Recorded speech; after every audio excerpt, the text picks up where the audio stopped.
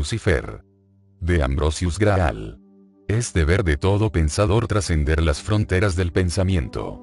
Lucifer. Nombre latino de la divinidad griega fósforo o eósforo, la antorcha de la aurora, nombre dado a la estrella matutina, el astro que anuncia la aurora y trae la luz del día. Significa el portador de la luz.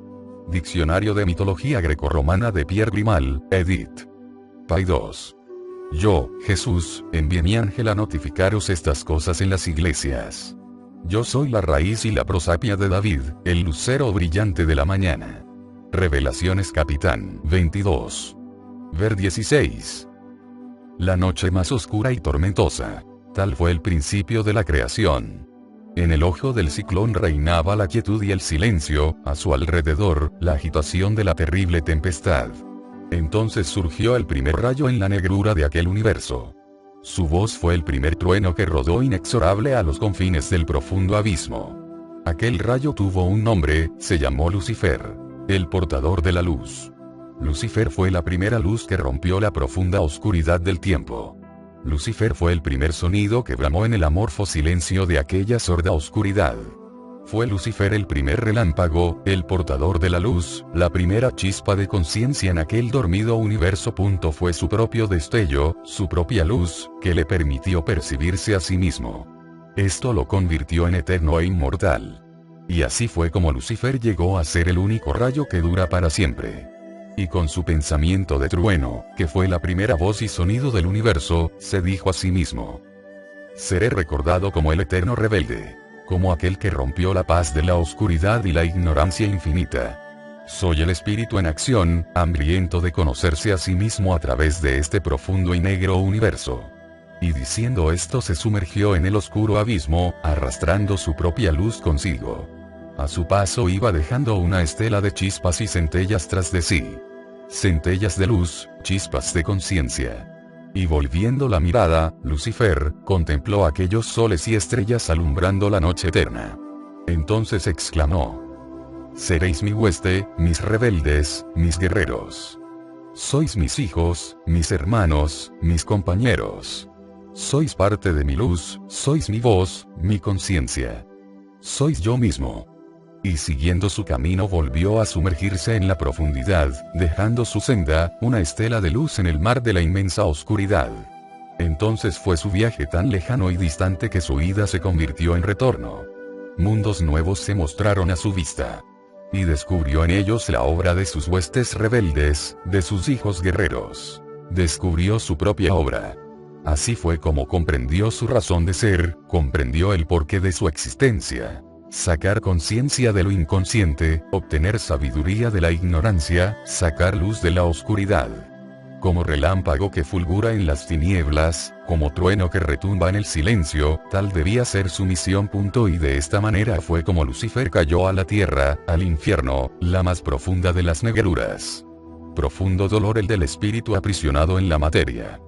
Lo libre es limitado, lo luminoso es opacado, la voluntad se convierte en pasión, la conciencia en olvido. Soberbio desafío. Transformar las tinieblas en luz, hacer de las pasiones fuerza de voluntad, convertir la ignorancia en conocimiento, la mediocridad en excelencia, liberar lo aprisionado, conquistar la materia, elevarla y hacerla una con el espíritu. Y así fue como Lucifer cayó en el hombre. Fue en el hombre donde conoció el campo de batalla del espíritu, la guerra más cruel.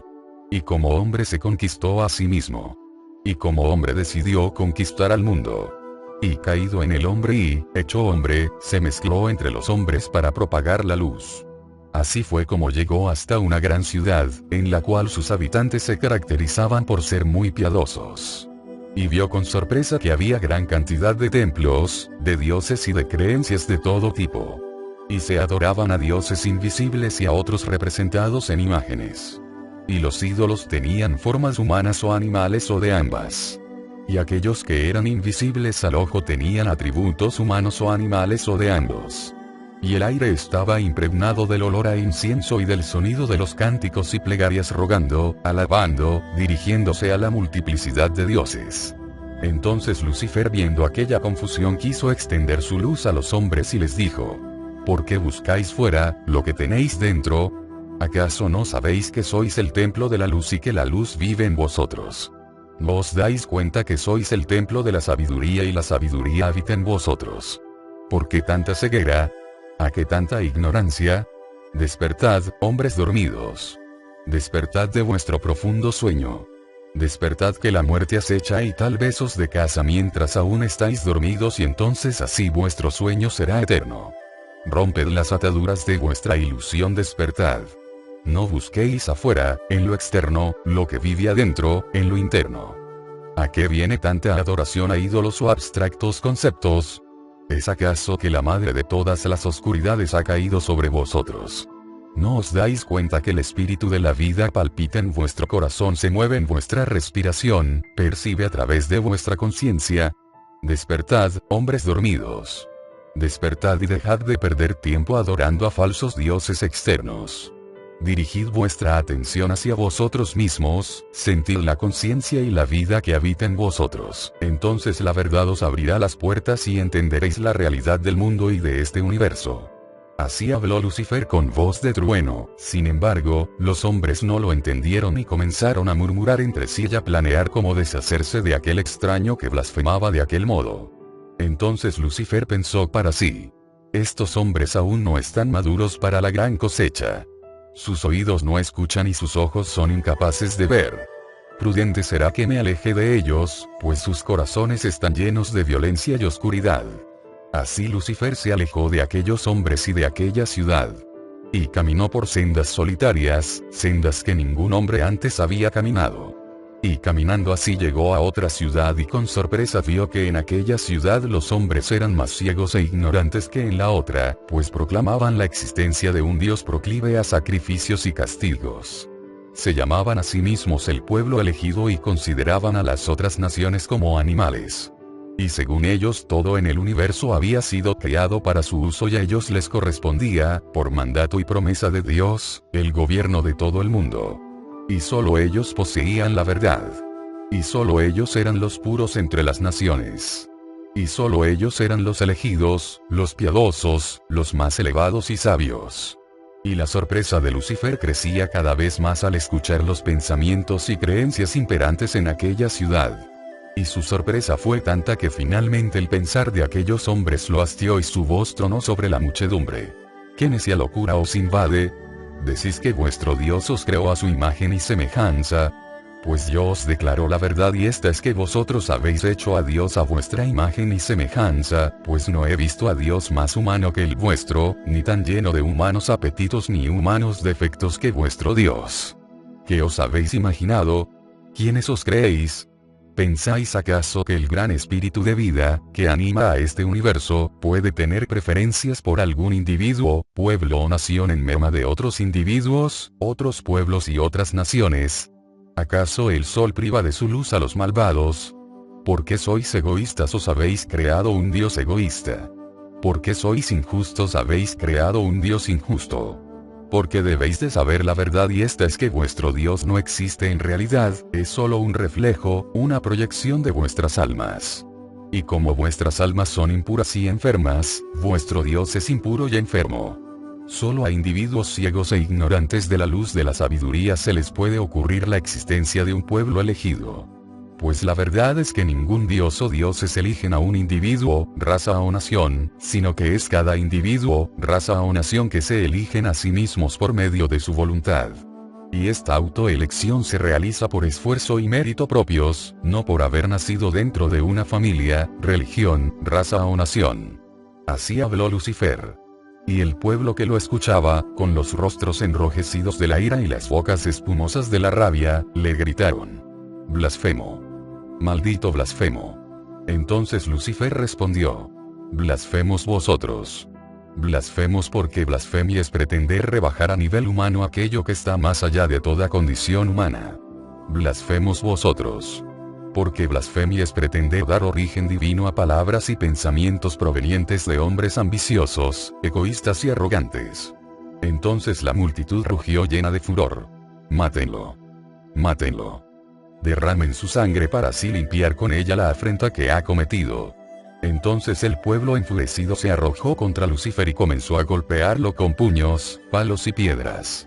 Y en medio de aquella furibunda marejada humana Lucifer pensó para sí: estos hombres aún no están maduros para la gran cosecha.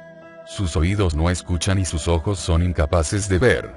Prudente será que me libere y me aleje de ellos, pues sus corazones están llenos de odio, maldad y violencia.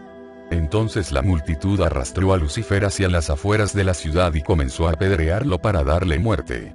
Y no dejaron de arrojarle piedras hasta que su cuerpo, totalmente inerte, quedó sepultado bajo un rocoso manto. El crepúsculo llevó consigo al último de los verdugos. Entonces Lucifer, apartando las piedras, se incorporó. Aunque su cuerpo estaba lastimado, su espíritu permanecía intacto. ¿Por qué tanta ceguera?, se dijo, ¿por qué tanta ceguera si en todos nosotros palpita la misma luz? ¿O será que en algunos esta luz se halla oculta por la ignorancia de sí mismos?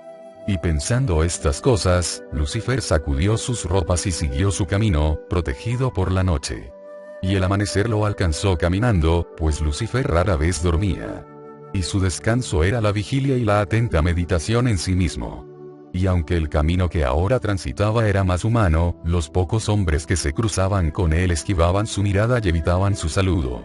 Así de pavorosa e imponente era el aura que se escapaba de su rostro. Entonces sus pasos lo encaminaron a las puertas de otra ciudad.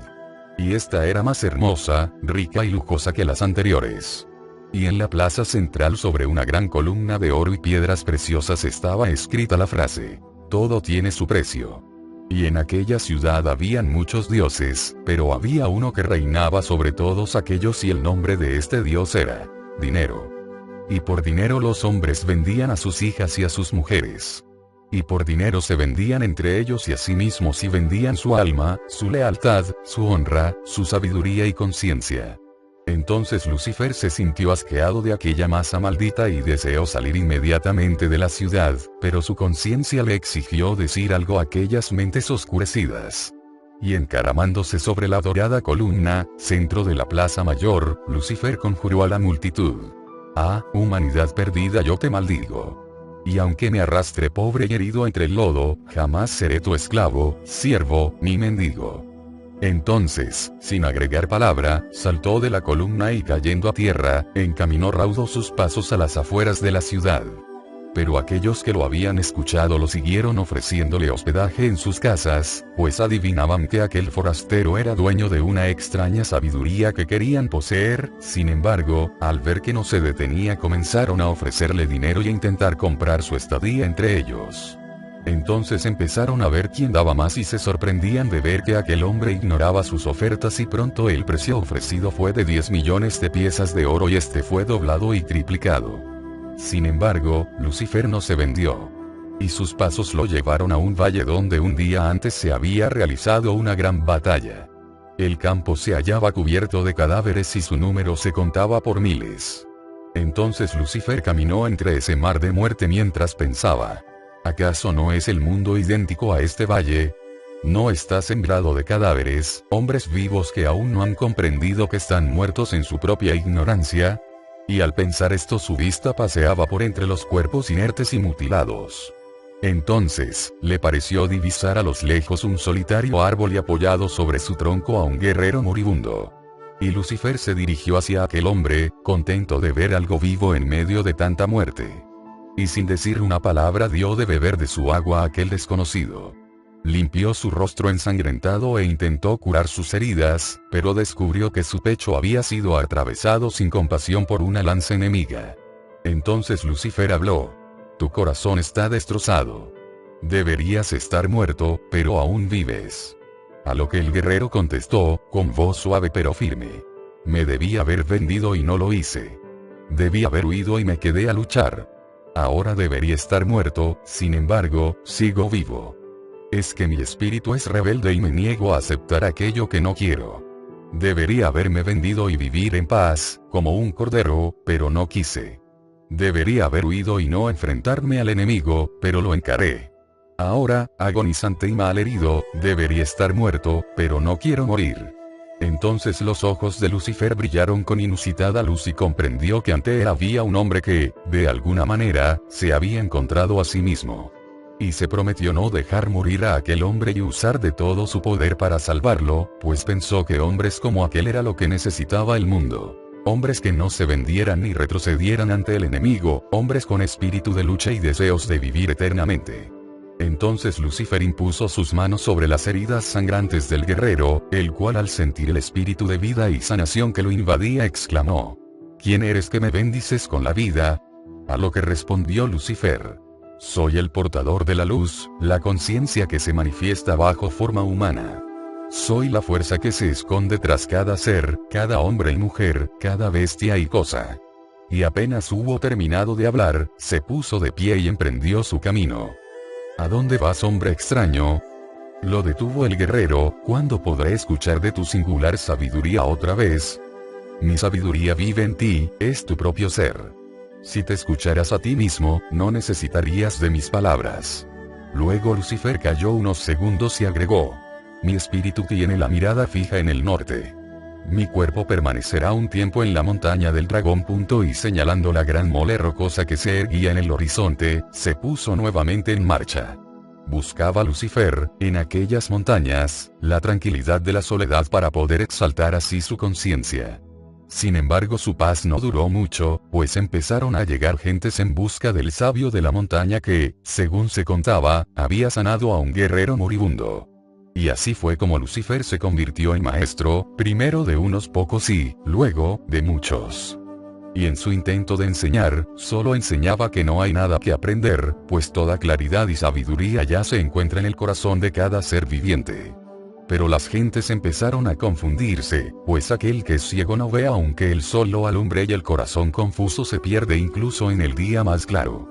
Y empezaron a perderse a ellos mismos de vista y dirigieron sus ojos hacia afuera, hacia la imagen del maestro que les enseñaba. Entonces Lucifer se dio cuenta y no se permitió caer en la trampa de la oscura ignorancia. Así fue como un día reunió en torno a sí a todos aquellos que había enseñado y les comunicó su decisión de abandonar el mundo. Entonces sus seguidores comenzaron a lamentarse de su suerte y sintieron que aquello sería su perdición. Y Lucifer sonrió, pues comprendió que aquel era el camino que, aunque duro, los llevaría a sí mismos. Entonces dijo: no os lamentéis de mi pérdida, pues la única pérdida digna de lamentar es la pérdida de uno mismo. Y vosotros os habéis perdido hace mucho y jamás habéis llorado por ese gran tesoro oído. Y uno entre muchos alzó su voz diciendo: Maestro, antes de partir háblanos de la esencia de tu enseñanza, para poder así recordarla. Entonces Lucifer habló: recordaos a vosotros mismos y recordaréis mi enseñanza. No busquéis fuera lo que ya existe dentro, en vuestro espíritu. Mirad que el hombre es como un árbol que crece en la cima de una montaña. Pero esa montaña es en realidad un volcán en cuyo interior arde un fuego claro y poderoso dador de la más perfecta serenidad y fuerza. El calor de este fuego interior ayuda a crecer al árbol, el cual mientras más entierra sus raíces en la profundidad de la montaña, más expande sus ramas a la infinitud del vasto cielo. Recordad siempre que en el mundo hay tres clases de personas. Están aquellos que saben su razón de ser, están aquellos que la ignoran y están los confusos. Y entre los confusos están los que creen saber su verdadera razón de ser, pero en realidad la ignoran, y aquellos que se han inventado una razón de ser, que por ser algo artificial los aleja de su verdadera naturaleza. En verdad es importante lo que ahora les digo. Solo quien se conoce a sí mismo, conoce su razón de ser, conoce su destino y deja de ser parte del rebaño. Y mucho mejor que ser un confuso es reconocer la ignorancia de sí mismo, pues la cura viene cuando la enfermedad es reconocida. Guardando silencio un instante, continuó: la montaña es como el cuerpo, la conciencia como el árbol y el fuego parecido al espíritu de vida.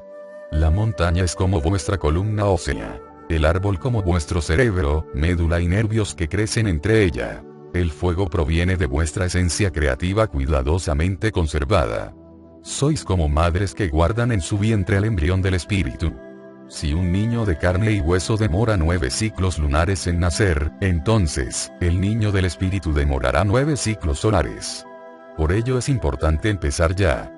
Mi enseñanza guarda su propio secreto y este se basa en la práctica y en la propia conciencia de sí mismo. Sin embargo, ¿queréis saber más? ¿Queréis conocer el secreto? Entonces escuchad el sueño que tuve un día.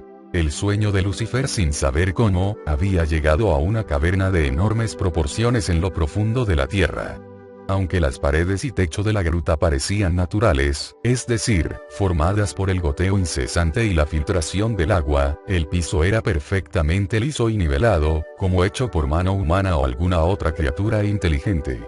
Sentí que estaba en un templo. A 10 pasos de mí se alzaba una gruesa columna pétrea, de unos 7 metros de altura, sobre la cual vi de pie a un venerable anciano. Vestía una túnica de mangas largas y talle holgado que le llegaba hasta los tobillos. Su color era gris azulado, como el de las nubes cargadas de lluvia.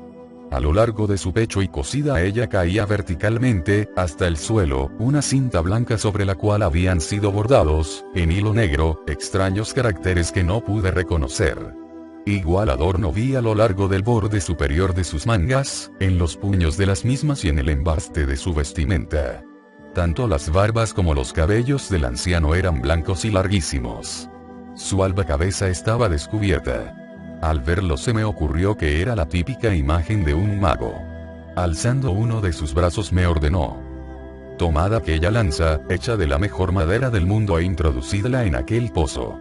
Al decir esto me señaló un agujero, de 1 metro de circunferencia, cuya boca estaba a ras de suelo.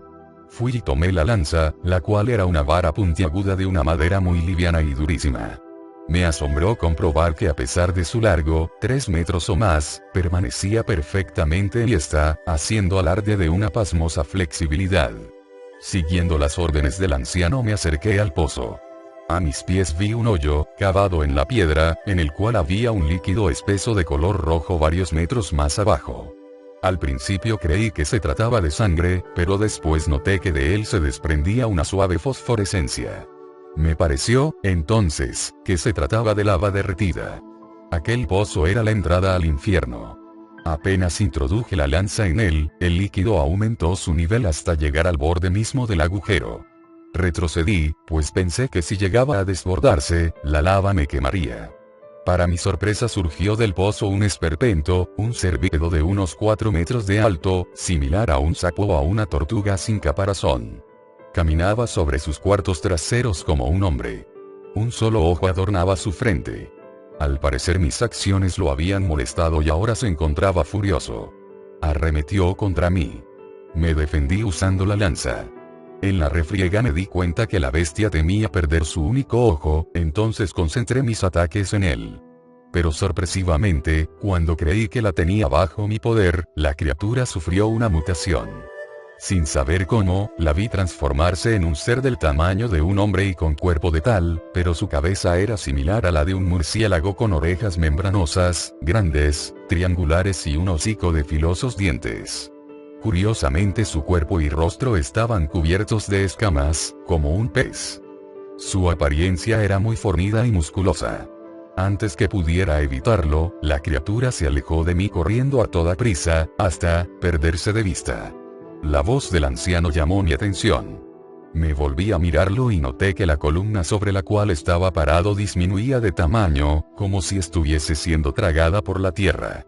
Ya a nivel del piso, el anciano se acercó a mí diciendo: ya lo habéis visto.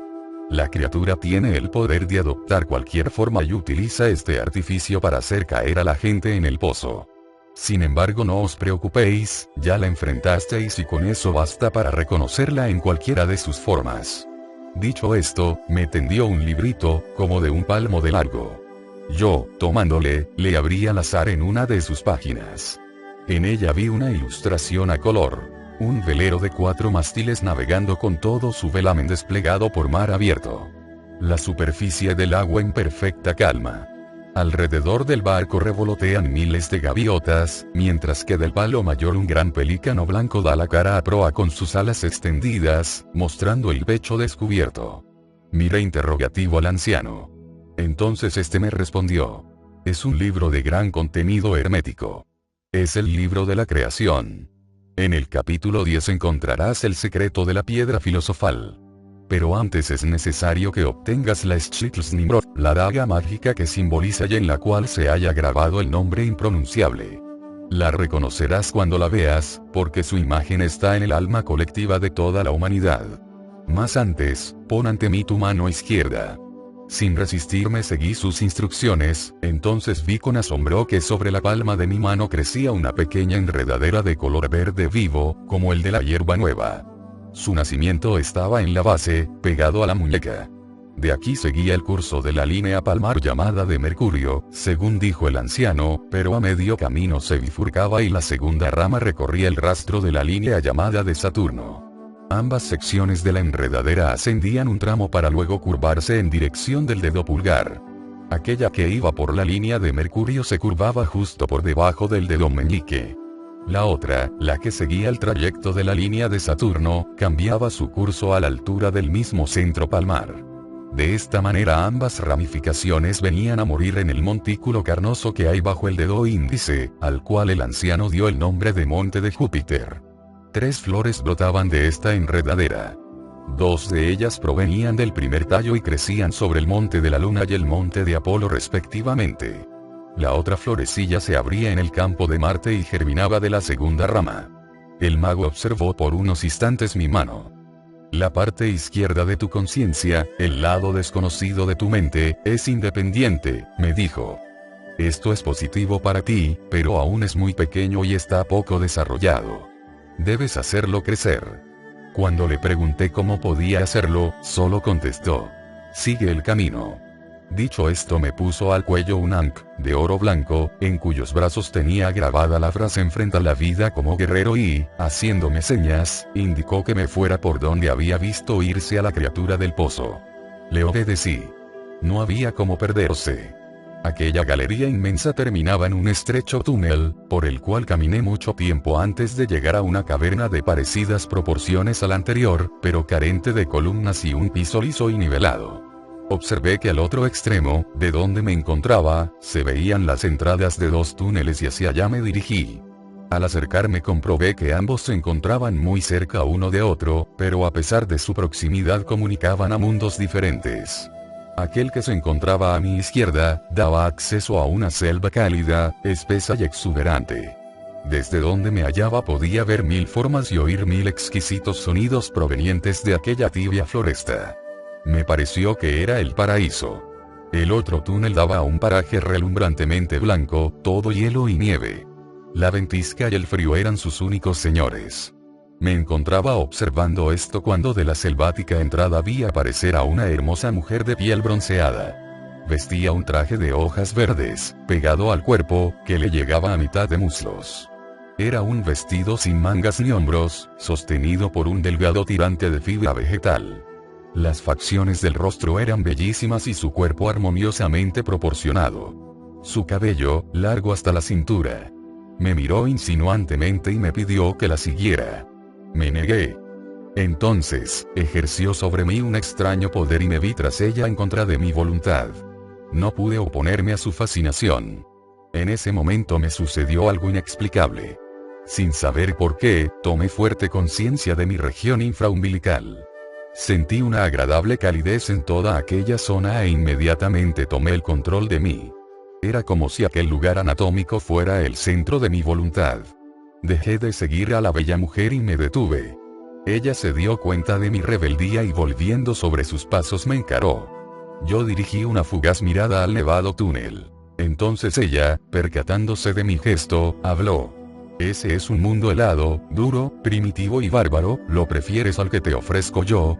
Le contesté afirmativamente. Entonces, molesta, hizo un gesto tras el cual aparecieron 3 descomunales hombres que me doblaban en estatura, los cuales con actitud hostil, se interpusieron entre el mundo de hielo y yo. En ese instante noté que uno de los gigantes tenía en sus manos una daga de doble filo y hoja larga con arabescos grabados en ella. La reconocí inmediatamente. Era la Schitt's Nimrod, el arma mágica de la cual me había hablado el anciano mago. La mujer volvió a hablarme, entonces vi que había sufrido una transformación. Ahora aparecía como una jovencita de 15 años. Su piel era blanca, su cabello castaño e iba vestida con una túnica de color lila que, igual a la anterior, llegaba a la mitad de muslos, pero sin ceñirse al cuerpo. Era holgada y con pliegues. Su aire de sensualidad y voluptuosidad se había trocado por uno de candidez e inocencia.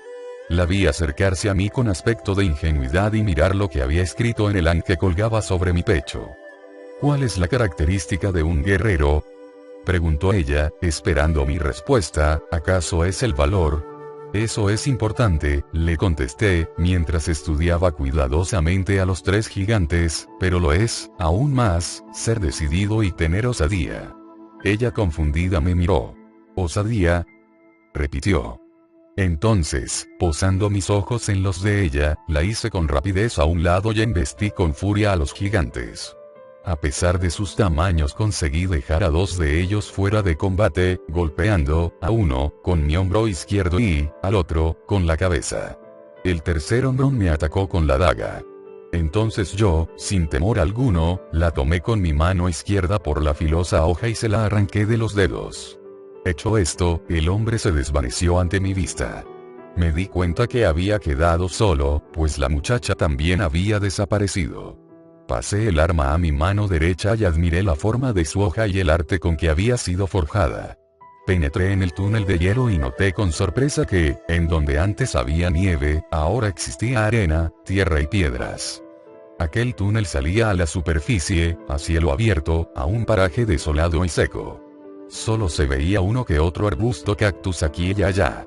Puse el puñal en mi cintura y empecé a caminar deprisa, pues el sol caía en el horizonte y pronto oscurecería. No sé cuánto tiempo caminé, pero me detuve cuando descubrí una polvareda que se acercaba desde la derecha. Cuando por fin pude ver de qué se trataba, quise huir, pero no había lugar donde cobijarme. Entonces decidí plantarme en mi sitio y, sacando la daga del cinto, esperar mi suerte. Sobre la llanura una especie de monstruo, una masa peluda, negra, sin piernas ni cabeza, pero con 5 robustos brazos semejantes a los de un simio, se acercaba al lugar donde me encontraba. Avanzaba girando sobre sí mismo, como una rueda, apoyando sus grotescas manos en el suelo. Mientras más se acercaba, más decidido me encontraba para enfrentarlo. Sin embargo, cuando estuvo a unos pasos de mí, se transformó en una hermosa joven. Yacía a mis pies, totalmente desnuda, tendida sobre la arena. El color de su pelo larguísimo, el tinte de su tez y los rasgos de su rostro, me hicieron recordar los de la mujer hindú. Su sonrisa cautivadora y aquella súplica sensual de sus labios me perdieron. Observé la perfección de su cuerpo, la voluptuosidad de sus formas, la lujuria de su mirada y sin resistirme empecé a acercarme a ella, olvidando que se trataba de aquel repugnante ser que, segundos antes, había visto rodar por el desierto. Estirando sus bellos brazos hacia mí susurró: «Cómo les encanta a los hombres humillarse». Me di cuenta que lo decía por la embrutecedora sensualidad que nos abruma frente a una mujer hermosa. En ese momento tomé conciencia y concentré la atención en la zona infraumbilical de mi cuerpo. Ella, sin dejar de sonreír y con sus brazos extendidos, comenzó a desvanecerse en el aire como una ilusión pasajera, hasta que desapareció totalmente de mi vista. La noche había caído sobre el desierto. Allá, a lo lejos, vislumbré el resplandor de una fogata. Encaminé mis pasos en esa dirección. Al irme acercando distinguí la figura de un hombre. Estaba en cuclillas frente al fuego, observándolo. Su cuerpo, delgado y fibroso, estaba desnudo, salvo por un taparrabo que colgaba de su cintura y que era de vivísimos colores: rojo, naranja y amarillo. Comprendí que estaba realizando algún tipo de ritual. Llegué junto a la fogata y pude ver su rostro cobrizo y reseco. Sus ojos despedían un brillo extraño. Me di cuenta que era un brujo. Sin mediar palabra alguna me acuclillé a su lado, dando la cara al fuego. Sin mirarme lo vi meter su mano izquierda entre las llamas y sacar, de entre ellas, algo que sostenía con gran delicadeza. Vi con sorpresa que en su palma había posada una flamígera lengua de fuego. Sin preámbulos me la ofreció, indicándome que la debía tomar poniendo la palma de mi mano izquierda contra la suya. Al hacerlo, sentí que la lengua de fuego era absorbida por mi cuerpo. 3 veces el brujo metió su mano en la lumbre y me ofreció aquel trozo de flama. 3 veces acepté su ofrecimiento. Luego, haciéndome un gesto con su cabeza, me instó a mirar la fogata.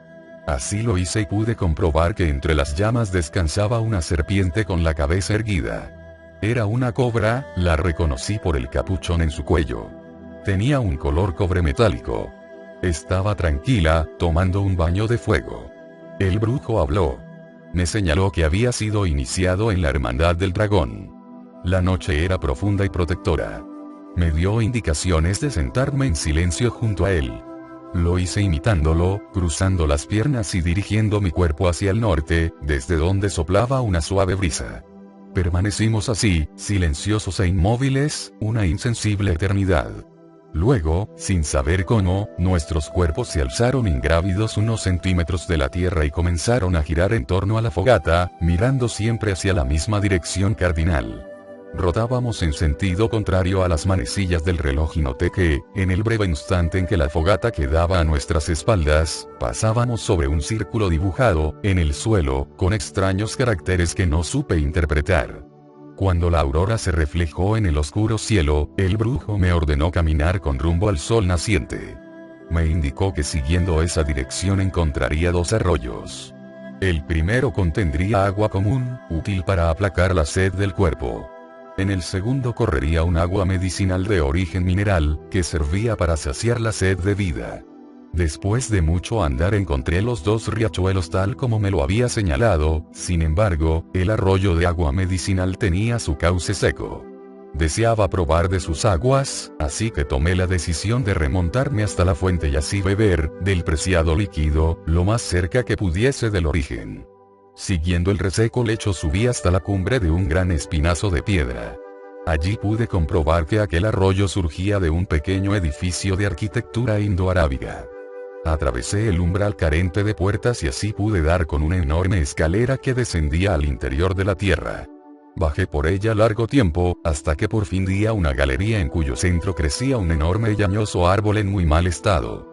Presentaba una apariencia reseca y sus grandes ramas estaban cruelmente mutiladas. Carecía de hojas y daba la impresión de un árbol muerto. Sin embargo, yo sabía que estaba vivo. Observé que junto al grueso tronco, en el piso, habían varias vasijas de arcilla conteniendo agua. Las ocupé todas regando con ellas las sedientas raíces. Había terminado cuando unos golpes secos llamaron mi atención. Motivado por esto me di el trabajo de estudiar la caverna en la que me hallaba. Era obvio que existía en aquel lugar alguien encargado de su cuidado, pues veía cierta simetría y orden que no era propio de los sitios que están sujetos a la espontaneidad natural. Muchas puertas daban a aquella galería. Todas estaban cerradas. Observándolas me di cuenta que los golpes, que sentía, provenían de un viejo portón de madera, el cual, se sacudía ante la violenta embestida de algo encerrado tras él. De pronto mi mente se abrió y lo comprendí todo. Allí encerrado, por el cuidador de aquel parque subterráneo, se encontraba el espíritu del árbol. Un tipo de fuerza inteligente dispuesta a destruir por el descuido a que había sido expuesto el antiguo roble centro del jardín. En ese momento los guardas del lugar, un hombre y una mujer, entraron al recinto y comenzaron a imprecarme por haber regado el reseco tronco, pues con ello había dado renovado vigor al espíritu encerrado. No pude negar nada, ya que en mis manos, aún goteando, tenía uno de los recipientes de arcilla. Las voces de la pareja enfurecieron de tal manera al espíritu, que éste consiguió derribar el enorme portón y liberarse. Emergió de su oscura prisión justo frente a mí. Su poder era increíble. Su forma, similar a un torbellino de viento tromba marina.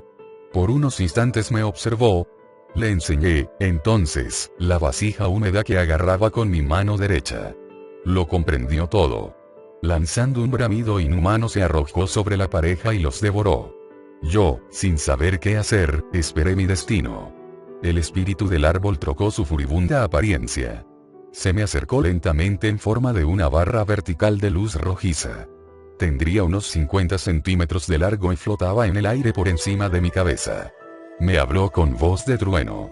Me dijo que a partir de ese momento era el guardián de las raíces y que premiaría mi gesto dándome su amistad. Dicho esto vino sobre mí y posándose en mi cabeza sentí como aquella energía, en forma de columna luminosa, me penetraba por ella hasta la garganta. Una tibieza confortable me inundó y me sentí físicamente sano. Sin saber qué, el espíritu hizo algo indescriptible dentro de mí y me cambió. Me sentí como recién nacido. Todas mis enfermedades habían desaparecido. Cuando el espíritu me dejó, me di cuenta que toda la caverna había reverdeado. Sobre el suelo crecía una mullida hierba, en las rocosas paredes se adherían las enredaderas y hiedras. El viejo árbol se veía frondoso y turgente. Sus mutiladas ramas ahora se presentaban completas y rebosantes de hojas. De sus raíces surgía un manantial de agua fresca y cristalina. Este era el origen del arroyo medicinal. Me acerqué al roble. Una enorme serpiente de color verde encendido se ocultaba entre el follaje. Noté que en sus costados, a lo largo del cuerpo, tenía dibujado en negro extraños caracteres desconocidos para mí. De pronto otra cosa llamó mi atención. Era una picaflor que revoloteaba entre el ramaje muy cerca de mí. Su cabeza y su cuerpo eran de un rojo intenso, escarlata, mientras que sus alas y cola eran negras azabache. El espíritu del árbol, poniéndose a mi lado, me indicó que lo atrapara. Yo lo intenté, pero no pude, el ave era demasiado rápida para mí. Entonces, el espíritu me aconsejó que lo observara fijamente sin pensar en nada y que cuando sintiese el impulso interno de agarrarlo lo intentara. Le hice caso y así conseguí atrapar, con mi mano derecha, al picaflor por la cabeza. En el mismo momento que la atrapé el ave dejó de ser algo vivo y se trocó en un objeto inanimado, hueco, de consistencia apergaminada. Comenzó a deshacerse entre mis dedos. Para evitarlo la coloqué sobre la palma de mi mano izquierda, sin embargo continuó disolviéndose. De esta manera dejó al descubierto una piedra blanca, como de 1 pulgada de diámetro, sobre la cual soplé para limpiarla de los restos pulvurulentos que no me dejaban apreciarla con claridad. Su color era similar a la sal de roca. Su forma, esférica, estaba tallada con la apariencia de un capullo de rosa. Era un trabajo simple y primitivo. El espíritu hizo retumbar su voz en mis oídos. Es la piedra filosofal, bramó, la meta de los alquimistas. Dilúyela en vino asoleado y bébela. Solo así poseerás el secreto de la inmortalidad. En aquel preciso instante desperté. Habiendo escuchado aquel sueño, un rumor se dejó sentir entre los asistentes, pues algunos se preguntaban asombrados qué significado tendría. Entonces un visitante, que hacía poco había llegado, gritó: algunos dicen que eres el demonio, y buscaba con ello perderle y denigrarle ante los ojos de todos los presentes. Entonces Lucifer, con voz clara y serena, exclamó: ¿acaso no es aquello a quien llamáis diablo hijo de aquello a quien llamáis Dios también? Si en el principio estaba solo aquello a quien decís Dios, el supremo bien, entonces primero fue el bien y luego el mal. Por tanto el mal surgió del bien, porque nada puede nacer de la nada. Y porque el mal se originó del bien es que la función del mal es benéfica, porque nada malo puede surgir de lo bueno. Lo que llamáis Dios es el maestro tierno y amoroso que educa con bondad. Aquello que llamáis diablo es el maestro duro y riguroso que nos enseña a través de la severidad. Por tanto no reneguéis del diablo, pues algunos somos tan necios que solo aprendemos a golpes. Por tanto no odiéis al diablo, porque a través de sus pruebas nos hacemos fuertes y libres y accedemos al supremo bien. ¿Acaso sois tan ciegos que no os dais cuenta que Dios y diablo son las dos caras de una misma moneda? Entonces de las gargantas de algunos de los presentes se escapó una exclamación de asombro, pues comprendieron las palabras de Lucifer y despertaron, quedando sus mentes más allá del bien y del mal. Sin embargo el desconocido replicó: ¿cuál es tu religión? No hay religión más grande que la verdad, la realidad tal como es, exclamó el portador de la luz. Vuestra sabiduría sufre del pecado de la soberbia y no se basa en las escrituras sagradas, insistió el extraño. Sufro del pecado de la soberbia, dijo a Lucifer, pues deseo ser todo lo que soy. Quiero ser diamante aunque mi origen sea el carbón. No baso mi conocimiento en lo que dicen los textos sagrados o en lo que afirman los ancianos, no baso mi sabiduría en lo que dicen los eruditos o asegura la mayoría. Mi sabiduría se basa en lo experimentado por mí mismo sin intermediarios o interpretaciones ajenas, pues es la experiencia propia y directa lo que entrega la verdadera sabiduría. La vida se conoce viviéndola y no a través de creencias, opiniones, especulaciones, teorías, religiones o libros. ¿Queréis leer un libro? Leed el libro de la sabiduría. Ese libro sois vosotros mismos, leedlo así. Dirigid vuestra atención hacia vosotros, hacia vuestras sensaciones, hacia vuestros movimientos, hacia vuestra respiración, emociones y pensamientos, y en todo momento permaneced serenos, atentos, viviendo el momento. Entonces el visitante, asombrado por aquella extraña sabiduría, volvió a preguntar: Maestro, ¿quién eres en verdad? A lo que él respondió: Yo soy la vida, el Lucifer, el portador de la luz. El lucero de la mañana que anuncia el fin de las tinieblas y la llegada del imperio del sol, el reino de la luz. Soy Prometeo, aquel que arrebató de la nada el divino fuego de la sabiduría, el poder y la luz, y lo entregó a los hombres. Y aunque soy el más odiado por el cielo, soy, sin embargo, el más amado, pues gracias a mí se ha redimido la oscura materia.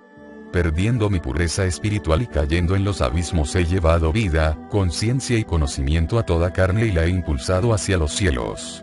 Comprendan esta paradoja y comprenderán el misterio del universo. Y habiendo pronunciado estas palabras, cayó sobre los presentes un profundo silencio. Y junto al silencio cayó la noche, arropando con su estrellado manto a todo lo viviente. Cuando medianoche llegó, rompió Lucifer las tinieblas con su voz. Clavando la mirada en la estrella polar, exclamó: Quien sigue la senda del dragón, domina la realidad presente, el aquí y ahora. Conservar la serena quietud es su principio, alcanzar el ecuánime e imperturbable vacío es su meta. Quien sigue la senda del dragón es como el agua. Aunque se adapta a todas las formas, no se aferra a ninguna. Y dirigiéndose al viejo guerrero, aquel que una vez había estado mortalmente herido en su corazón, le dijo: Guerrero solitario que sigues la senda del rayo, tendrás que sumergirte en la profunda oscuridad y hallar en tus raíces la vida sempiterna. Solo así llegará el momento en que aquello que acecha al otro lado salga a la luz del día. Vendrá de la otra orilla del abismo pletórico de inmortalidad, poder, voluntad y sabiduría. Y así se cumplirá el tiempo en que, desprendiéndote de todo, te apoderarás del universo. Y el viejo guerrero, comprendiendo las palabras de Lucifer, guardó silencio. Y a través del silencio, aquietó su corazón. Y con su corazón sereno entró en profunda meditación. Mas cuando abrió los ojos, poco antes del amanecer, Lucifer ya no estaba entre ellos y el lucero de la mañana brillaba con soberbio fulgor sobre el horizonte. Todo cuanto es la obra solar ha sido expuesto.